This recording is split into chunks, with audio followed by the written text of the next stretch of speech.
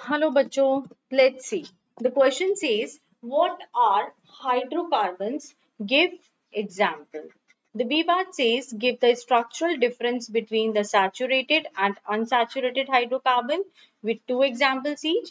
And third, what is functional group? Give example of four different functional groups. अब देखो बच्चों, इस type के क्वेश्चन का हमारा एक ही कॉन्सेप्ट है कि जो हाइड्रोकार्बन्स हो गए वो हाइड्रोजन प्लस कार्बन को बोलते हैं, और जो ये हाइड्रोकार्बन्स होते हैं ये फर्दर हमारे टू टाइप्स के होते हैं, एक हो जाता है सैचुरेटेड और दूसरा हो जाता है अनसैचुरेटेड।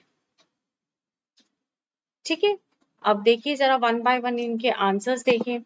फर्स्ट आपका आ गया, what are hydrocarbons? So hydrocarbons क्या हो गए? Compounds of carbon and hydrogen are called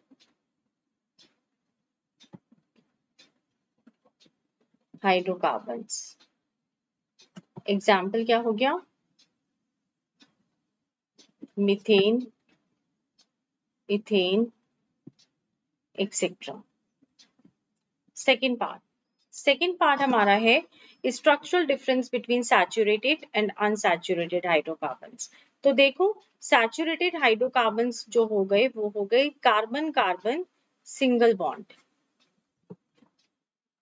for example methane, ethane. Unsaturated hydrocarbons क्या हो गए? अनसैचुरेटेड हाइड्रोकार्बन्स हमारे फर्दर दो टाइप के हो गए, एक तो कार्बन कार्बन डबल बॉन्ड और एक हो गया कार्बन कार्बन ट्रिपल बॉन्ड। तो इसका एग्जाम्पल तो हो गया ethene, propene and so on, और इसके एग्जाम्पल क्या हो गए? Ethyne, propyne and so on. Third आपका आ गया फंक्शनल ग्रुप। फंक्शनल ग्रुप्स क्या होते हैं?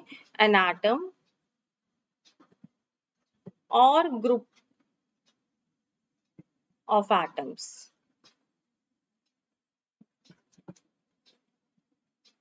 joined in a specific manner